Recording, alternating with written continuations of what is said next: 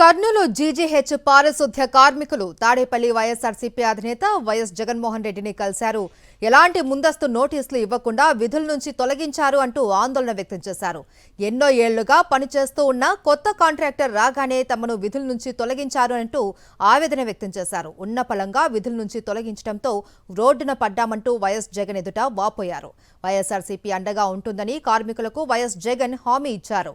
అవసరమైన న్యాయ పోరాటం చేద్దామంటూ భరోసానిచ్చారు.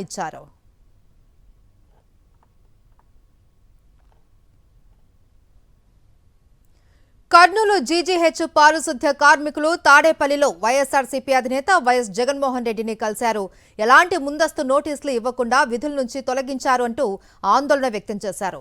ఎన్నో ఏళ్లుగా పనిచేస్తూ ఉన్న కొత్త కాంట్రాక్టర్ రాగానే తమను విధుల నుంచి తొలగించారనంటూ ఆవేదన వ్యక్తం చేశారు. ఉన్న పలంగా విధుల నుంచి తొలగించడంతో రోడ్డున పడ్డామంటూ వైఎస్ జగన్ ఎదుట వాపోయారు. వైఎస్ఆర్సీపీ అండగా ఉంటుందని కార్మికులకు వైఎస్ జగన్ హామీ ఇచ్చారు. అవసరమైన న్యాయ పోరాటం చేద్దాము అంటూ భరోసానిచ్చారు.